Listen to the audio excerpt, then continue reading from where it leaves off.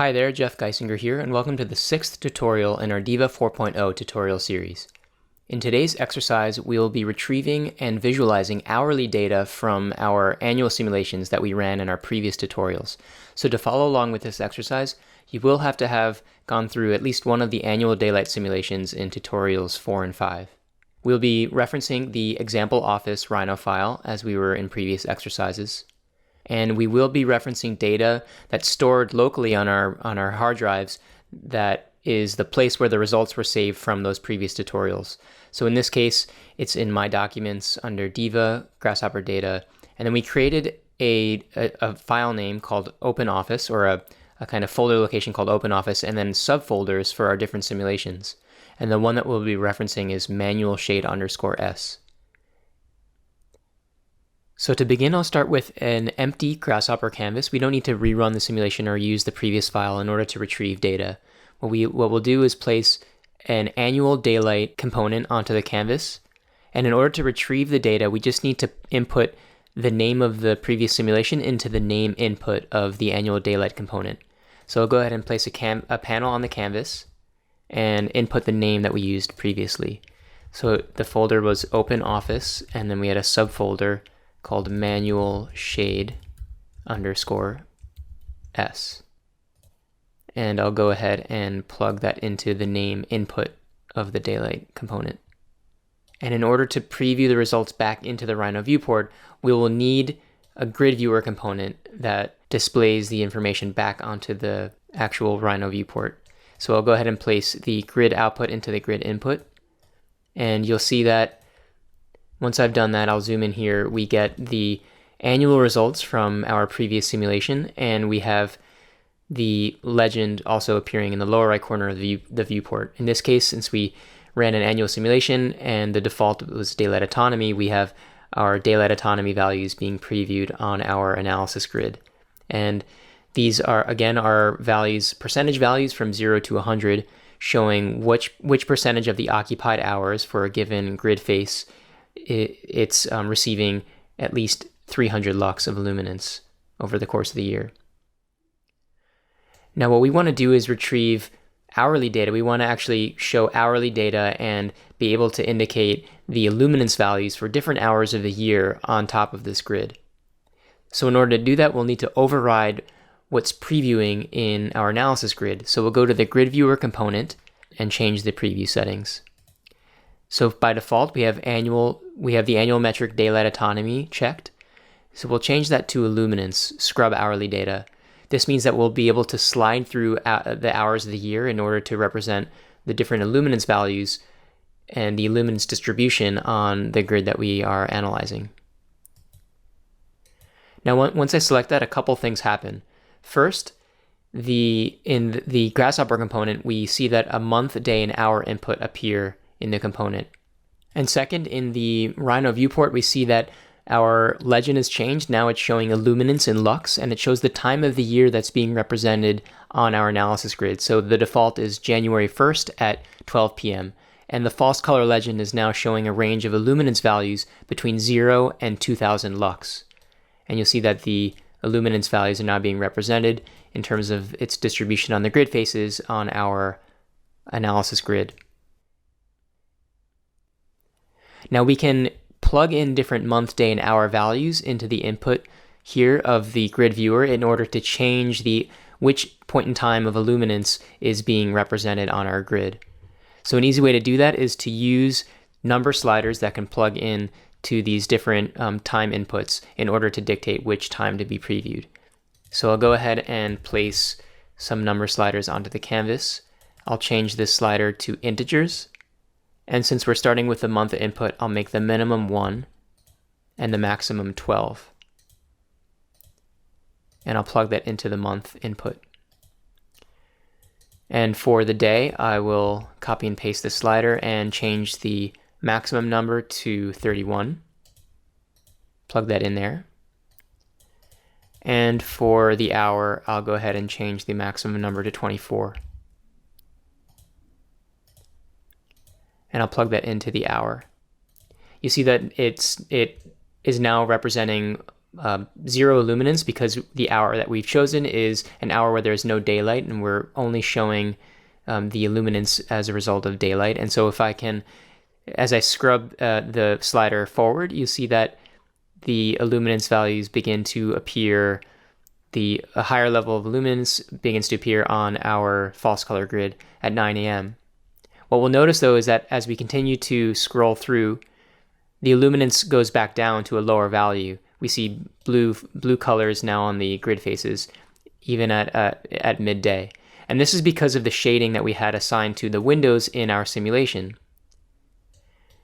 If I plug the window viewer place the window viewer onto the canvas and plug the window output of our daylight component into the window input of the window viewer component, you'll see that we have the diagrammatic indication of, I'll go ahead and turn this preview off temporarily, of the windows on our model. We're only looking at the south facade, and we have the indication of the open percentage.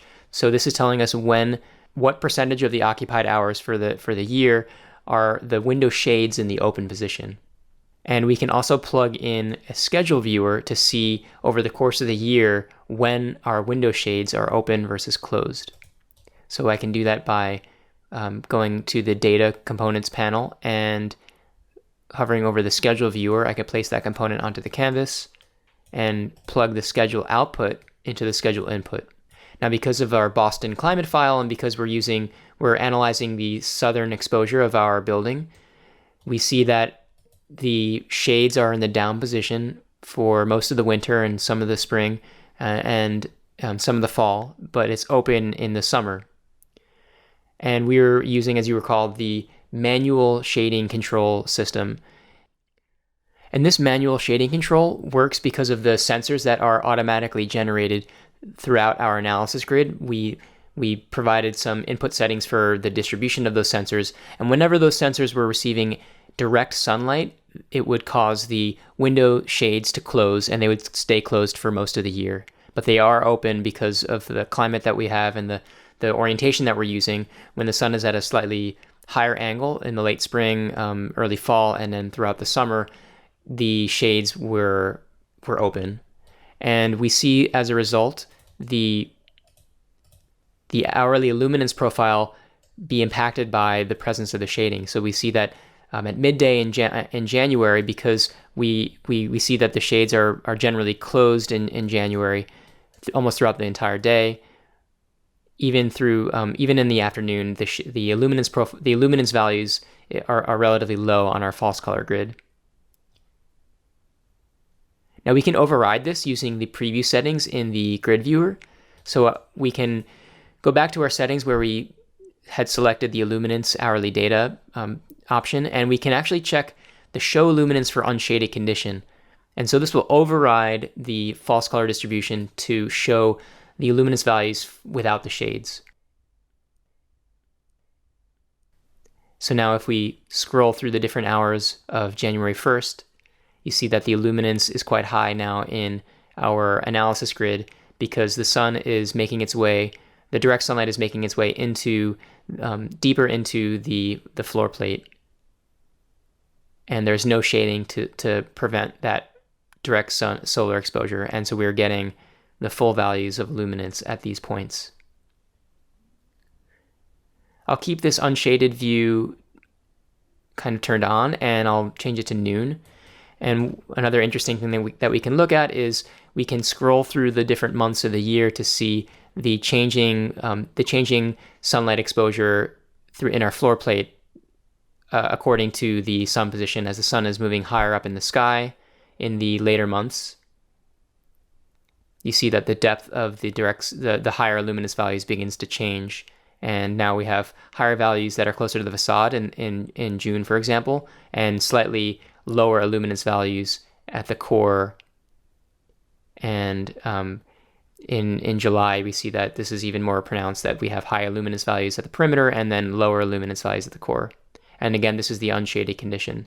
So as we move through the fall and the winter, we see that the luminance values begin to increase because of the lower sun angle on this south-facing grid.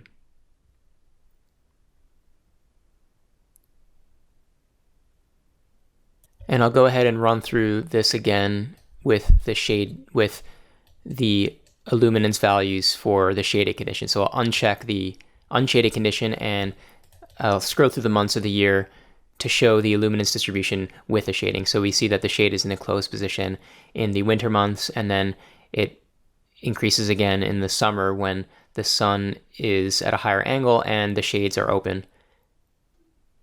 And then they close again in the fall, and then into the winter.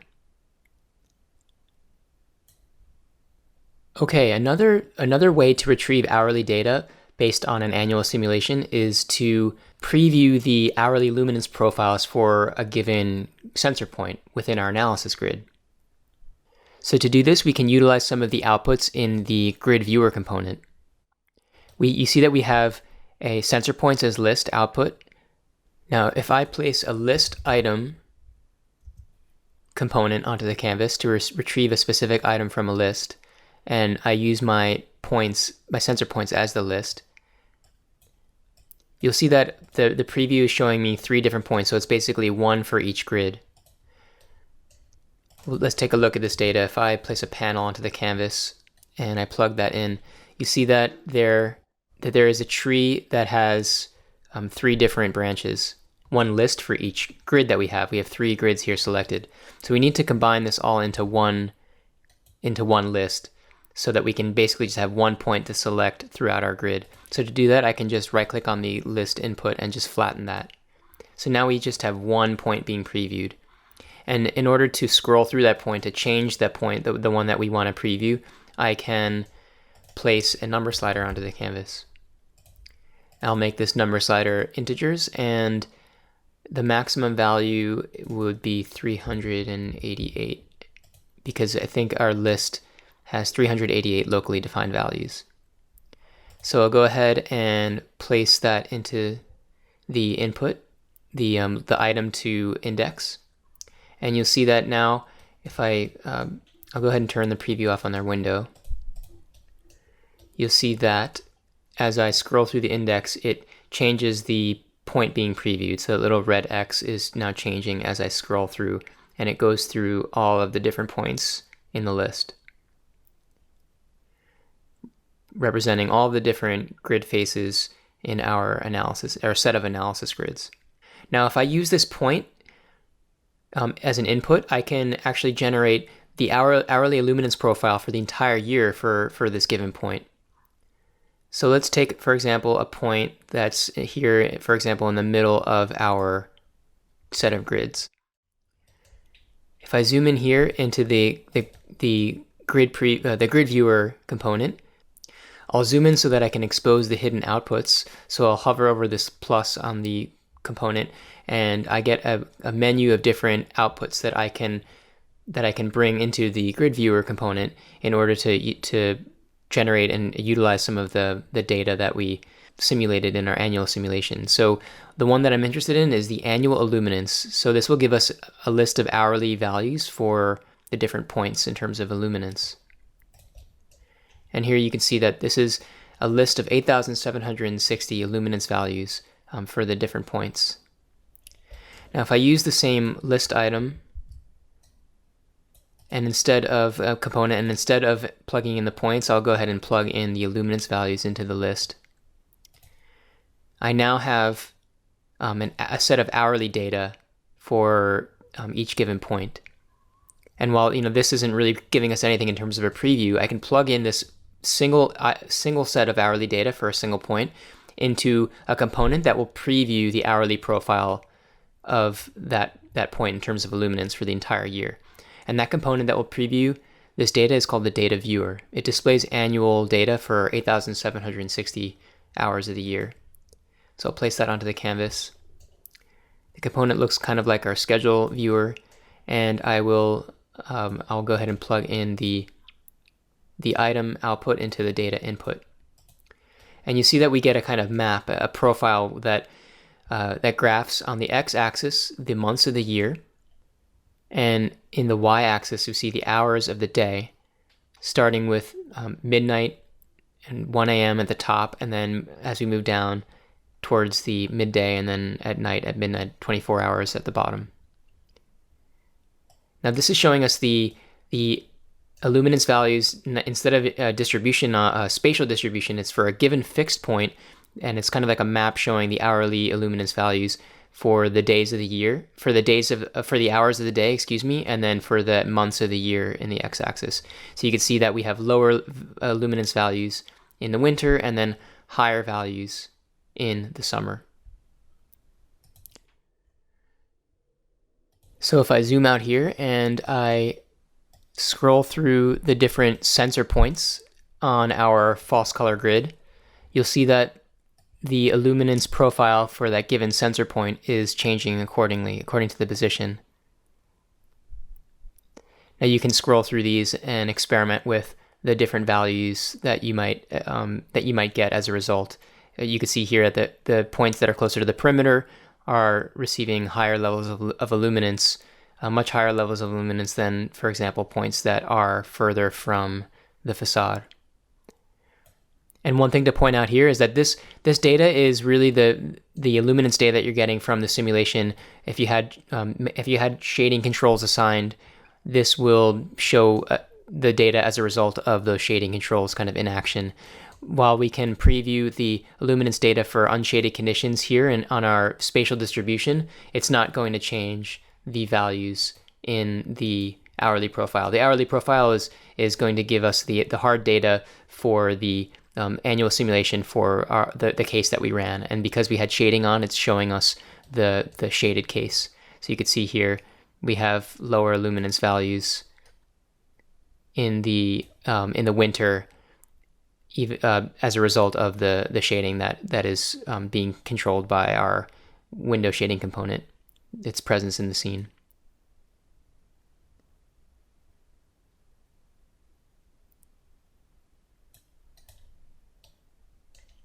All right, that about wraps things up for this tutorial. Thanks a lot for watching, and I hope you'll join us for the next one.